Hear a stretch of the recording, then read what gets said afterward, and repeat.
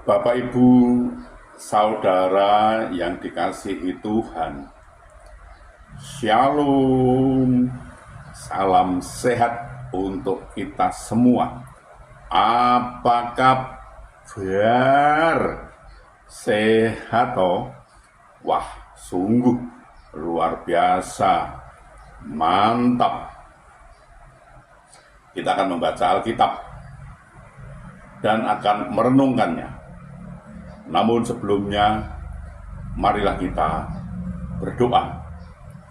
Bapa, kami mengucap syukur dan terima kasih atas cinta kasih Bapa, atas anugerah-Mu yang sungguh luar biasa yang kami rasakan pada saat ini.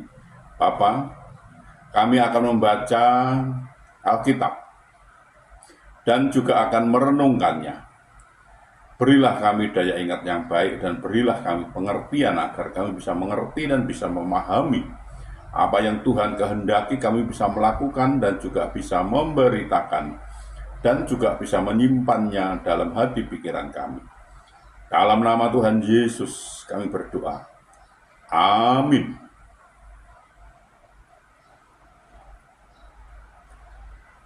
Bacaan Alkitab Matius pasal 12 ayat 22 sampai 24. Kemudian dibawalah kepada Yesus seorang yang kerasukan setan. Lalu orang itu buta dan bisu. Lalu Yesus menyembuhkannya, sehingga si bisu itu berkata-kata dan melihat. Maka takjublah sekalian orang banyak itu. Katanya, ia ini agaknya anak Daud. Tetapi ketika orang Farisi mendengarnya, mereka berkata, dengan Beelzebul, penghulu setan, ia mengusir setan. Demikian pembacaan Alkitab. Terpujilah Yesus Kristus.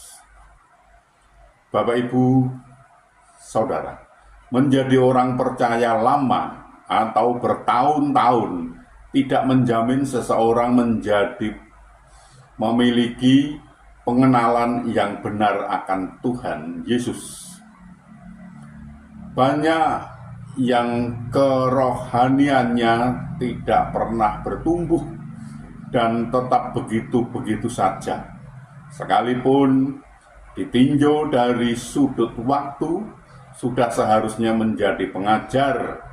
Kamu masih perlu lagi diajarkan asas-asas pokok dari penyataan Allah.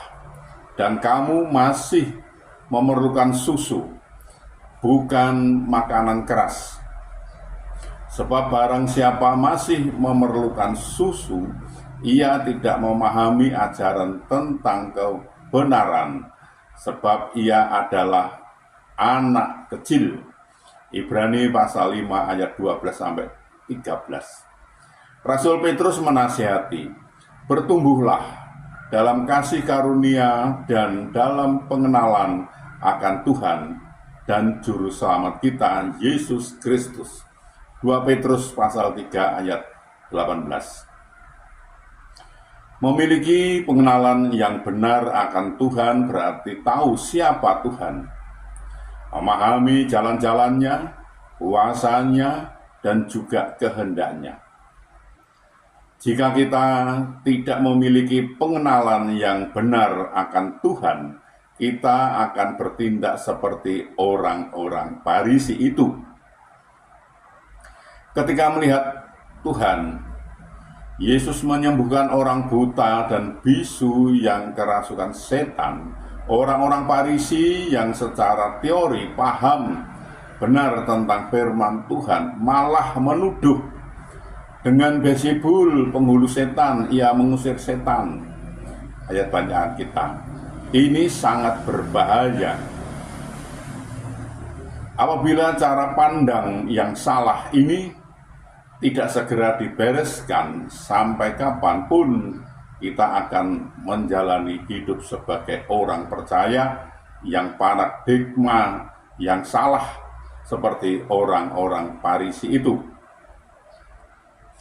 Tuhan Yesus menyembuhkan dengan kuasa Allah, tetapi mereka mengira bahwa Dia menyembuhkan orang sakit dengan kuasa Beelzebul. Ini sangat keterlaluan sekali. Peristiwa seperti ini juga dialami murid-murid Yesus ketika melihatnya berjalan di atas air. Mereka terkejut dan mengira bahwa Dia adalah hantu. Aneh sekali. Padahal mereka telah sekian lama berkumpul, tetapi mereka tidak dapat membedakan antara Tuhan dan hantu. Tetapi segera Yesus berkata kepada mereka, "Tenanglah, aku ini, jangan takut." Matius 14 ayat 27. Pada saat murid-murid mengalami ketakutan akibat ketidaktahuan, Tuhan Yesus tidak marah, tetapi Ia menenangkan mereka supaya tidak takut. Sejauh mana kita mengenal Tuhan Yesus secara pribadi? Bapak, Ibu, Saudara, untuk memiliki pengenalan yang benar akan Tuhan, kita harus karib dengan Dia dan selalu belajar dan membaca, mendengar firman Tuhan, sehingga kita terlatih dan makin memahami dan mengerti apa yang dikehendaki Tuhan Yesus. Tuhan menolong dan memberkati kita. Amin. Mari kita berdoa. Bapa, kami mengucap syukur dan terima kasih atas kesempatan yang Tuhan berikan kepada kami untuk belajar tentang firman Tuhan. Berilah kami daya ingat yang baik dan berilah kami pengertian agar kami bisa mengerti dan bisa memahami apa yang Tuhan kehendaki kami bisa melakukan dan juga bisa memberitakan. Tolong kami Bapa. Bapa, kami juga berdoa untuk saudara-saudara kami, sahabat-sahabat kami yang saat ini sedang sakit, sedang ada kelemahan tubuhnya, mereka tidak bisa berbuat banyak karena sakit. Kami mohon belas kasih Bapa, tolonglah Bapa, sembuhkan mereka, pulihkan mereka, sehingga mereka bisa beraktivitas kembali. Tuhan menolong dan Tuhan memberkatinya. Bapak, kami juga berdoa, kami juga mohonkan untuk saudara-saudara kami, sahabat-sahabat kami yang saat ini belum bisa memenuhi kebutuhan keluarganya dengan baik. Mereka ada kesulitan masalah keuangan keluarganya, mereka tidak punya Bapak. Mereka sudah mencari dan mencari dan mencari dan mencari lagi. Namun mereka sepertinya mengalami jalan buntu mereka ini. Bapak, kami mohon belas kasih Bapak, tolonglah Bapak, bukakanlah jalan baru bagi mereka. Sehingga mereka mencari, mendapatkan, bisa bekerja, bisa berusaha, dan bisa memenuhi kebutuhan keluarganya dengan baik. Bahkan mereka bisa berkelimpahan dan juga bisa menjadi saluran berkat untuk orang lain. Bapak, kami juga berdoa untuk saudara-saudara kami, anak-anak kami, sahabat-sahabat kami yang saat ini sudah waktunya untuk berumah tangga, berkeluarga, namun mereka belum mendapatkan pasangan hidup yang seiman dengan mereka. Kami mohon belas kasih Bapa, tolonglah mereka Bapa, bukakan jalan bagi mereka sehingga mereka bisa mendapatkan pasangan hidup yang seiman dengan mereka, dan mereka pun bisa membentuk suatu keluarga, rumah tangga, bahagia dan sukacita, dan bisa beranak cucu mereka ini. Bapak, kami juga berdoa untuk bangsa kami, bangsa Indonesia. Berilah damai sukacita, damai sejahtera pada bangsa ini, dan berilah bangsa ini agar mau mengenal Engkau lebih lagi. Dan bangsa ini mau belajar tentang firman Tuhan sehingga bangsa ini tidak gagal paham Bapak. Bapa, ini kami, pakailah kami untuk memberitakan firman-Mu.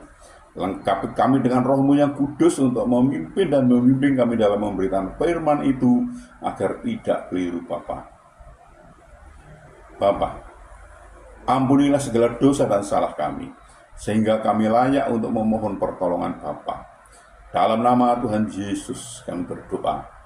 Amin.